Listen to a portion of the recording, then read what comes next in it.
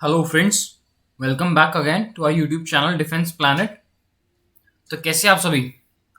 I hope you all are good. तो हमने अपना मैथ्स कल से स्टार्ट कर दिया था, जिसमें हमने नंबर सिस्टम को पहली क्लास करी थी, जहाँ पर हमने देखा था डिविजिबिलिटी रूल्स और नंबर्स के बारे में जाना था। तो आज हम स्टार्ट करेंगे अपना क्वेश्चन पार्ट से, ताकि आपको जो हमने थ्योरी करी थी उसका बेटर एक्सप्लेनेशन मिल जाए और आपको बेटर अंडरस्टैंडिंग हो जाए इस टॉपिक के प्रति। ठीक है, तो आज से हम अपना क्वेश्चन पार्ट स्टार्ट करेंगे।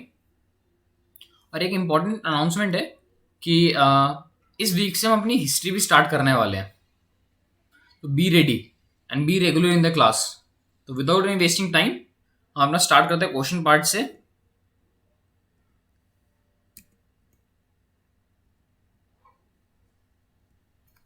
हाँ, तो हमारा पहले क्वेश्चन इस तरह से होगा।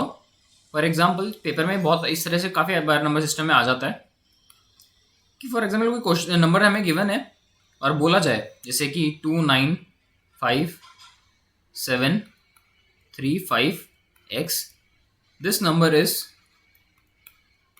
divisible by 3, then what could be the value of x? This question किस तरह से सॉल्व करेंगे?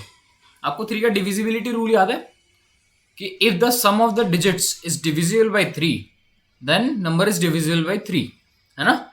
तो हम इसका पहले सम करेंगे। इसका सम क्या आएगा? हमारे पास आएगा 2 + 9 + 5 + 7 + 3 + 5 + x।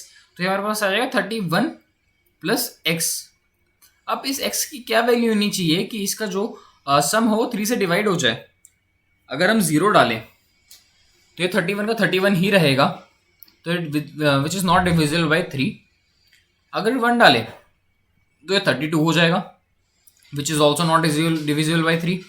अगर हम यहाँ x की वैल्यू 2 डालें तो सम क्या बन जाएगा? 33 विच इज डिविजिबल बाय 3। फिर और क्या हो सकता है? और भी तो हो सकते हैं, जरूरी थोड़ी टू ही हो। यहाँ पर 5 भी तो हो सकता है। 5 हो तो हमारा सम कितना बनेगा? 36 which is also divisible by 3। 8 भी तो हो सकता है, और 8 से हमारा सम क्या बनेगा? 39 which is also divisible by 3। 11 भी तो हो सकता है।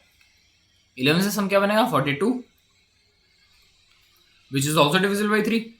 पर हमें ये पता है कि ये जो डिजिट है वो 2 डिजिट में कभी नहीं हो सकती। 2 नंबर्स नहीं हो सकते, सिंगल डिजिट होगी। तो 11 को हम एलिमिनेट कर सकते हैं। तो हमारा आंसर होता है 258। ठीक है, लेकिन हम इसमें अभी इस क्वेश्चन में अभी बता नहीं सकते कि इसमें आंसर कौन सा है, क्योंकि क्वेश्चन अभी अधूरा है।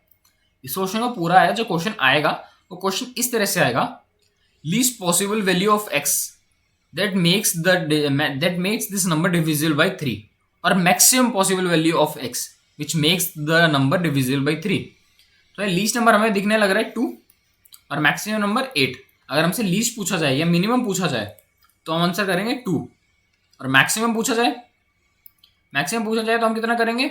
हम करेंगे 8। तो ये क्वेश्चन इस तरह से होता है। अभी एक क्वेश्चन और कर लेते हैं, आपको समझ में आ जाएगा। जैसे 2597x3 ये नंबर बोला गया है इस divisible by 9, then what could be the least and maximum possible value of x? तो क्या करेंगे? इनका सम करेंगे, क्योंकि 9 का डिविजिबिलिटी रूल भी यही था कि sum of the digits must be divisible by 9। तो इसका सम क्या आ रहा है? 2597 प्लस x प्लस 3, तो क्या आ रहा है? 26 प्लस x। ठीक है, अगर हम इसमें ऐड करें कुछ भी चीज़ें, हम ऐड क्या करना है, कुछ भी चीज़ हम x की वैल्यू रखते हैं, फॉर एग्जाम्पल 1 रखते हैं, 0 रखते हैं। अगर 0 रखेंगे तो 26 का 26 रहेगा, which is not divisible by 9। But अगर हम यहाँ पर 1 रखते हैं तो 27 हो जाएगा, विच इज डिविजिबल बाय 9। तो x की वैल्यू 1 सेटिस्फाई कर रही है। अगली वैल्यू क्या होगी? अगर हम 10 रखें तो ये वैल्यू हो जाएगी 36, which is also divisible by 9 sorry, but 2 digit तो हो नहीं सकते ना। तो एलिमिनेट कर दिया हमने 10। तो इसका आंसर अगर मिनिमम पूछा जाए तो भी 1 होगा, मैक्सिमम पूछा जाए तो भी 1 होगा। तो मैक्सिमम और मिनिमम वैल्यू सेम हो सकती है, ठीक है, सेम हो सकती है। जरूरी नहीं है कि मिनिमम और मैक्सिमम वैल्यू हमेशा अलग हो, जैसे कि हमने इस क्वेश्चन में कर लिया है, इसमें दोनों वैल्यू सेम आ रही हैं। एक क्वेश्चन बहुत ज्यादा बनता है, ये जो क्वेश्चन है ये वाला टाइप बहुत ज्यादा बार आता है पेपर में, बहुत ज्यादा बार। फॉर एग्जाम्पल एक क्वेश्चन है हमारे पास 5 7 2 3 x 5 2 3 is divisible by 11, then what could be the value of 11? What could be the value of x? तो हमने 11 का रूल क्या था, sum of the digits at odd places minus sum of the digits at even places is equals to 0, 11, 22 और any multiple of 11, right. तो अब इसका सम देख लेते हैं, 5 + 2 + x + 2 और इवन प्लेसेस पे जाएगा 7 + 3 + 5 + 3। तो क्या क्या बना हमारे पास, 5 + 2 + a या फिर x जो हमने रखा था, x + 2 माइनस में 7 + 3 + 5 + 3, ये हमारा होना चाहिए 0, 11 यानी any multiple of 11 which is 22, 33, any number which is multiple of 11। तो ये हमारे पास सम बन रहा है 9 + x माइनस में 18। तो हमारे पास टोटल क्या बना, ये -9 x - 9। अब x की वैल्यू क्या क्या रखेंगे हम कि ये डिवाइड हो जाए इससे 11 से। अगर हम 0 रखते हैं x की वैल्यू, कोई फायदा है, तो -9 आ जाएगा, उससे कोई फायदा नहीं होगा। लेकिन अगर हम x की वैल्यू 9 रखते हैं तो उससे क्या होगा, हमारी टर्म 0 बन जाएगी। अगर टर्म 0 बन रही है ये वाली, तो ये मतलब हमारा डिविजिबल बाय 11 है। और अगर हम यहाँ पर 11 भी रखते हैं, 11 रखेंगे तो क्या बनेगा, ये 2 बनेगा, तो वैसे भी नहीं होगा। अगर हम इसे कोई भी बड़ी टर्म लेके जाएं, फॉर एग्जांपल मान लो 20 से 11 बन रहा है, यस बन रहा है, लेकिन हम दो डिजिट्स रख सकते हैं यहाँ पर x में, नहीं रख सकते, हम सिर्फ सिंगल डिजिट रख सकते हैं। तो क्या होगा, हमारा जो आंसर आएगा वो 0 आएगा, x की वैल्यू जो आएगी वो हमें 9 ही आएगी। तो इसका जो आंसर होगा वो हमारे पास 9 होगा। इस तरह के जो 11 वाले क्वेश्चंस होते हैं ना, उसमें मैक्सिमम और मिनिमम वैल्यू सेम ही रहती है ऑलमोस्ट। मैं ये नहीं कह रहा हो नहीं सकती, हो सकती है, अलग अलग हो सकती है, लेकिन ऑलमोस्ट सेम इसीलिए रह जाती है क्योंकि हमें एक डिजिट रखना होता है, अरे हमें सम 0 या 11 बनाना होता है। डिफरेंस जो होता है वो सम जो डिफरेंस होता है वो हमें 0, 11, 22 बनाना होता है, और 22 तो पहुंचता भी नहीं है क्योंकि बहुत बड़ी टर्म हो जाती है। 0 और 11 में ही रहता है मोस्ट प्रोबेबली। तो इससे हमारा जो आंसर रहता है वो हमेशा सिंगल उसमें 0 में ही रहता है मोस्ट प्रोबेबली। तो हमारे इस टाइप का था। अगर आपको नहीं समझ में तो एक और क्वेश्चन बता देता हूँ मैं, एक और पढ़ लेते हैं, कोई दिक्कत नहीं है, जिससे आपको अच्छे से एक्सप्लेन हो जाए चीज़ें। जैसे 2 3 7 8 5 2 9 x 1 is divisible by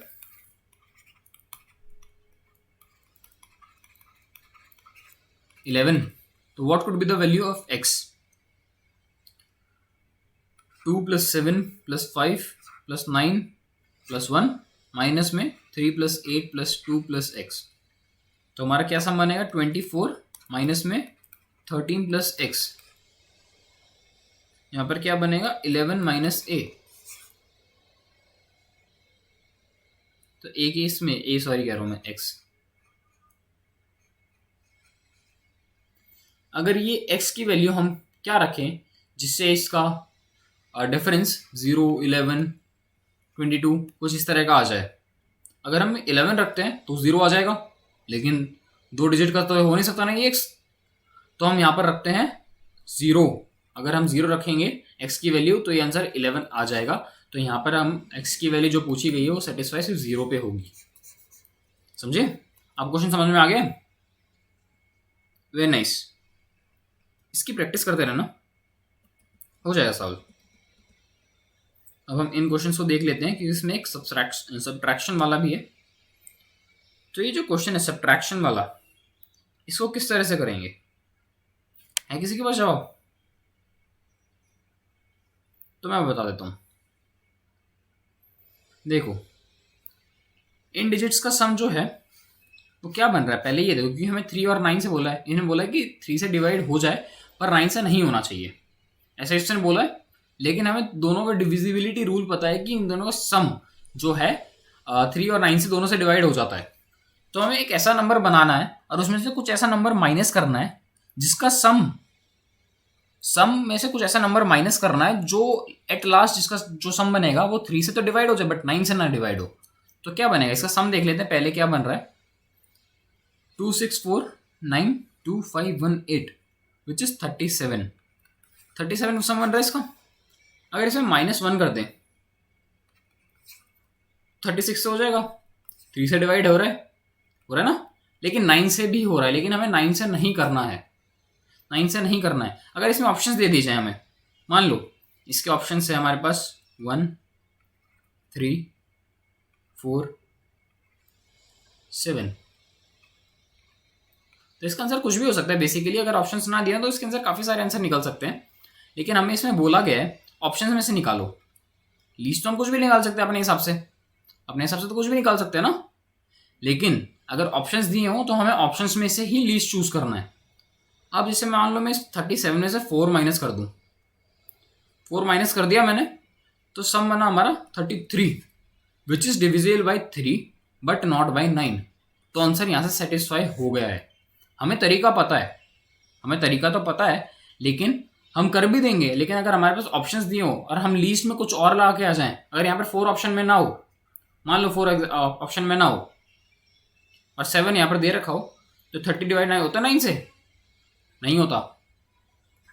तो 9 ये वाला भी ऑप्शन हो सकता है, ये वाला भी ऑप्शन हो सकता है। अगर लीस्ट में सबसे छोटी वैल्यू 7 दे रखी हो, लेकिन हमें इस ऑप्शन में सबसे छोटी वैल्यू हमें 4 दे रखी थी, इसीलिए हमें यहाँ पर 4 टिक करना है, ना कि 7।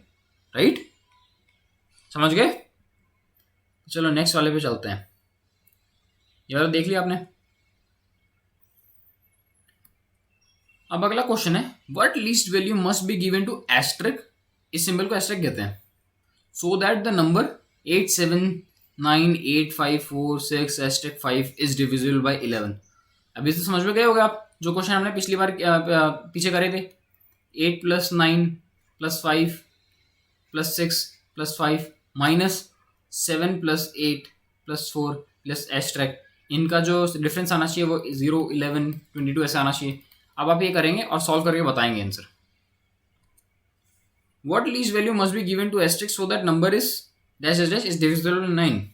ठीक है, अभी आपको समझ में आ गया क्वेश्चन कि इन सब का सम करना है और इसको इस एस्ट्रिक को लीस्ट पॉसिबल, जितनी भी पॉसिबल सबसे छोटी वैल्यू देनी है जिससे ये सम डिविजिबल बाय 9 हो जाए। और वो अगर सम डिविजिबल बाय 9 हुआ तो ये नंबर भी डिविजिबल बाय 9 होगा, 9 से डिवाइड होगा। ठीक है,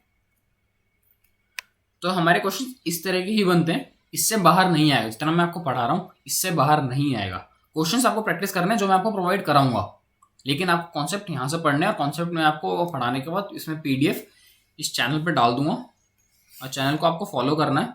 यहाँ पर डेली अपडेट्स आ रहे हैं इंस्टाग्राम पे और PDF वगैरह आपको टेलीग्राम चैनल पे मिलेंगी। ठीक है, तो हम नेक्स्ट टॉपिक की तरफ चलें।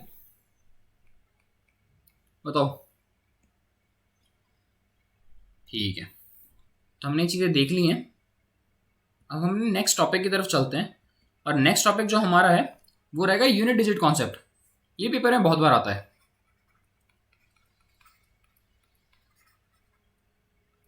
डिजिट कॉन्सेप्ट,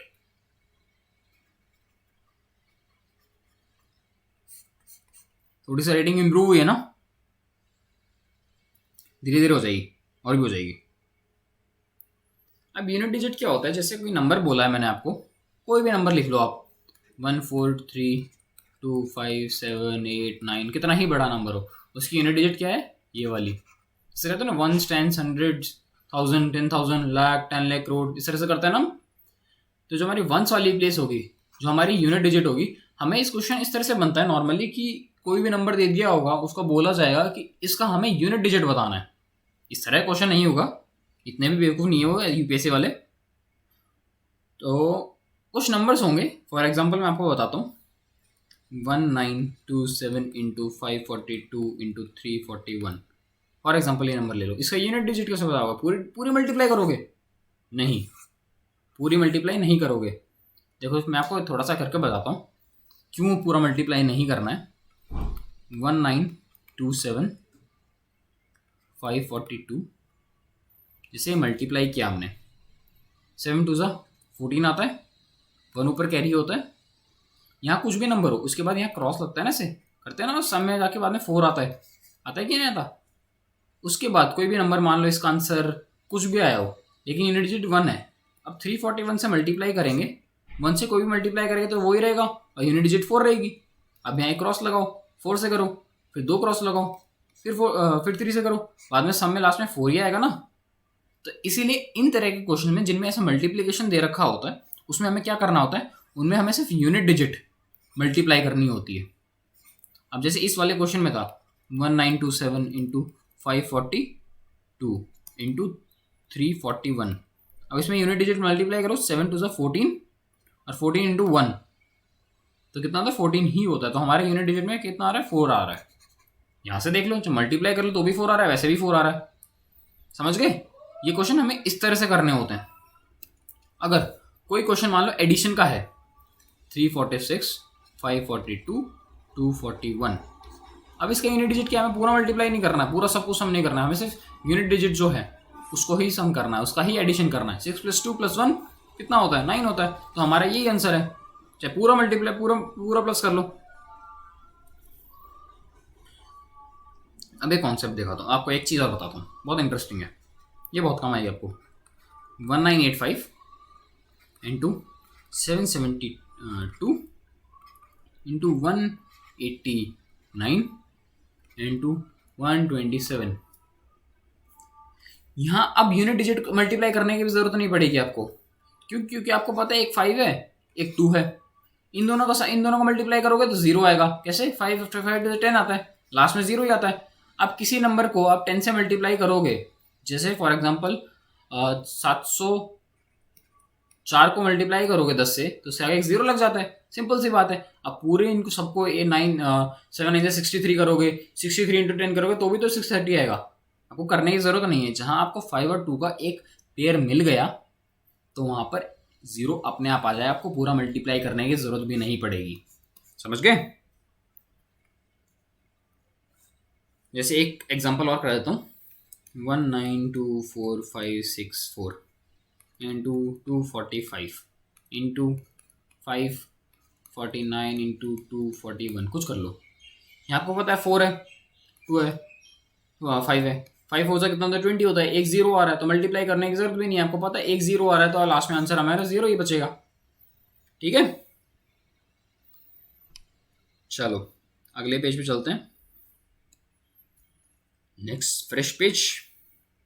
अब कई बार क्या होता है, स्क्वायर वाले क्वेश्चन आ जाते हैं, जैसे 14 का स्क्वायर कितना होगा, 40 के स्क्वायर की यूनिट डिजिट कितनी होगी, 14 की 78 की यूनिट डिजिट कितनी होगी, या फिर 149876543 इसकी यूनिट डिजिट बतानी है हमें, और इसकी पावर हमें दे रखी है 248956, ऐसे इस तरह से आ जाते हैं ना क्वेश्चंस। तो इसमें घबराना नहीं होता है, ये बहुत सिंपल तरह के क्वेश्चंस आते हैं। इसके लिए आपको मेरे को ये बताना पड़ेगा, अलग अलग केस बनते हैं। हमारा पहला केस बनेगा,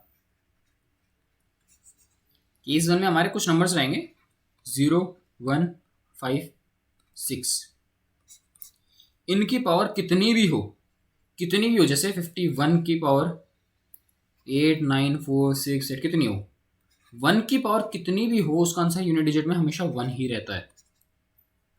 सेम गोज विद 0 पर कुछ कितनी मल्टीप्लाई करते रहो, उसका आंसर हमेशा 0 रहेगा। सेम गोज विथ 5, 5 की पावर कुछ भी हो, कुछ भी, उसका यूनिट डिजिट हमेशा 5 ही रहेगा। और 6 के साथ भी ऐसा ही होता है, 6 के साथ भी ऐसा ही होता है। और हमें इसमें पूरा नंबर नहीं देखना है। अब जैसे कि ये नंबर दे दिया मैंने 148956, इसकी पावर 12345 कुछ ऐसा नंबर दे दिया। हाँ, हमें पूरा नंबर नहीं देखना है, हमें सिर्फ ये देखना है कि यूनिट डिजिट पे क्या है और उसकी पावर कितनी है।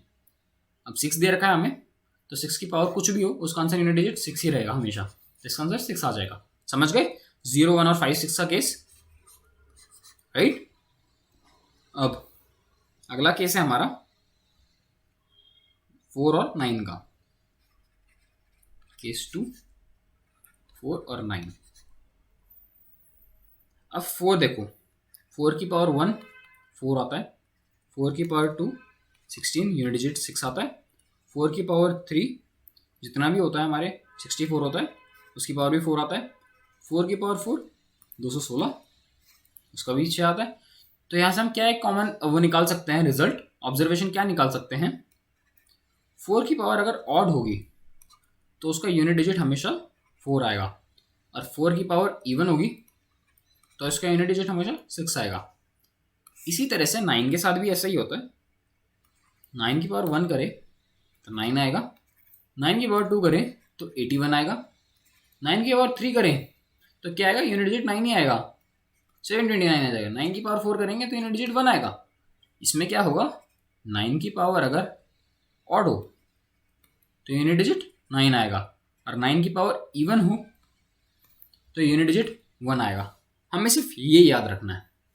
अब कोई भी एग्जांपल हमें ले लेते हैं, एग्जांपल के तौर पे 7294 की पावर 683 हमारे पास, तो 4 की पावर क्या है हमारे पास, ऑड।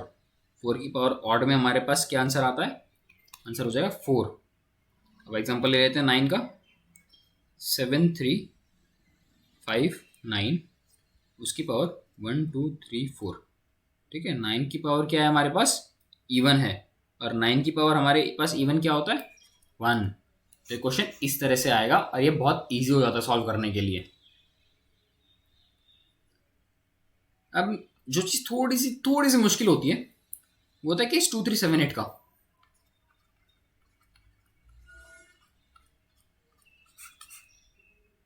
अभी कैसे करेंगे, अभी बता देता हूँ। 2 1 ज़ा 2, 2 की पावर 2 कितना होता है, 4। 2 की पावर 3 का यूनिट डिजिट कितना आता है, 16 होता है ना, सॉरी 8 होता है। 2 की पावर 4 होता है 16, तो उसका यूनिट डिजिट 6 आता है। 2 की पावर 5 करेंगे तो फिर हमारे पास कितना आता है, 32 आता है, जिसकी यूनिट डिजिट होती है 2। तो यहाँ से क्या पता लग रहा है कि 4 के बाद 5वां रिपीट होना स्टार्ट हो चुका है। सेम ऐसे ही होगा 3 के साथ,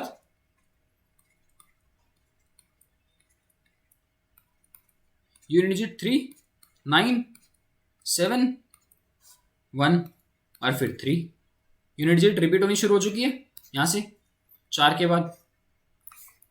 7 के साथ भी ऐसा ही होगा,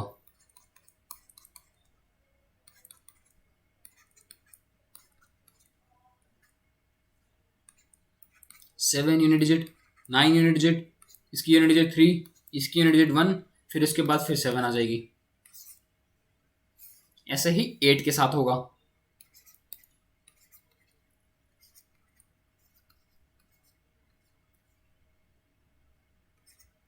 इसकी यूनिट डिजिट 8, इसकी यूनिट डिजिट 4, इसकी यूनिट डिजिट 2, इसकी यूनिट डिजिट 6। ये सिर्फ मैं यूनिट डिजिट लग रहा हूँ, ये नहीं लिख रहा हूँ पूरा 8 की पावर 2 इज इक्वल टू 4, नहीं, 8 टू द पावर 2 इज 64 होता है, मैंने सिर्फ यूनिट डिजिट लिखी है। और फिर उसके बाद फिर 8, ये फिर रिपीट होना शुरू हो गया ना यहाँ से। तो हम क्या समझ सकते हैं, 2 3 7 8, इन नंबर्स की साइक्लिसिटी कितनी है, 4, क्योंकि हर 4 के बाद ये रिपीट कर रहे हैं। साइकिल का मतलब क्या होता है, कहाँ से रिपीट होना स्टार्ट हो चुका है, कहाँ से ये सर्कल बन रहा है, कहाँ से दोबारा 4 तक तो इनका चला नॉर्मली, उसके बाद से दोबारा इनका सर्कल बनना स्टार्ट हो चुका है, दोबारा उसी पेरीफेरी पे मूव करना शुरू कर चुके हैं, उसी डायरेक्शन में मूव कर रहे हैं। उसी नंबर्स के थ्रू आ रहा है ना आंसर, वही उसी नंबर से बाहर तो आ नहीं रहा आंसर, है ना। तो इसकी साइक्लिसिटी 4 ही मानी जाएगी, साइक्लिसिटी 4 है इनकी। अब जैसे क्वेश्चन आता है कई बार 42 की पावर 17, ये ले लेते हैं। अब हम कैसे करेंगे, हमें पता है 2 की पावर ये 17 है, तो हम इसमें रिपीट करके देख सकते हैं, लेकिन 17 बार तो थोड़ी लिखोगे कि हाँ 2 के बाद 4 आएगा, 4 के बाद 8 आएगा, 8 के बाद 6 आएगा, ऐसे रिपीट करके तो नहीं लिखोगे। तो हम क्या करेंगे, 17 को 4 से डिवाइड करेंगे, 16 बचेगा रिमाइंडर, और जो रिमाइंडर आएगा हम उसकी पावर में वो रिमाइंडर लिख देंगे। रिमाइंडर लिखने के बाद जो हमारा आंसर आएगा वो वही उसकी यूनिट डिजिट होगी। समझे नहीं समझे, अभी समझा देता हूँ। जैसे 77 है, ये 77777 इतना बड़ा नंबर है, और उसकी पावर हमें दे रखी है 120 दे रखी है। अब क्या करेंगे, 7 की पावर 120 लिख लेंगे, क्योंकि हमें सिर्फ यूनिट डिजिट से मतलब है, और इतनी बार तो हम साइकिल रिपीट करके देखेंगे ही नहीं ना। अब हम इस 120 को हम इस 120 को 4 से डिवाइड कर सकते हैं, क्योंकि साइक्लिसिटी 4 थी, 4 से डिवाइड किया, है ना, बचा कितना 30 से कर दो, पूरा डिवाइड हो गया। अब हमारे 0 आया, अब 7 की पावर में 0 तो लिख नहीं सकते ना, तो जहाँ रिमाइंडर 0 आ जाए वहाँ हम 7 की पावर या फिर किसी की पावर 4 लिखेंगे। ये रूल है कि याद कर लेना, पेपर में बहुत बार आता है, बहुत बार। और 7 की पावर हमारे पास 4 क्या था, इसका यूनिट डिजिट होता 1। अब क्वेश्चन आ जाएगा आपका 1 2 3 5 7 की पावर 1883। अब बताओ इसका आंसर यूनिट डिजिट क्या होगी, find the unit digit of this. करें फिर, तो हमारा क्या है, सिंपल सा 7 की पावर 1883 लिखना है, और अब इस 1883 को डिवाइड करना है इससे 4 से, 4 4 जा हमारे पास 16, बचेगा 4, फिर आ जाए ये 4 सॉरी 2, मैं अभी क्या लिख रहा हूँ, 2 बचेगा, फिर 8 नीचे कर लेंगे, है ना।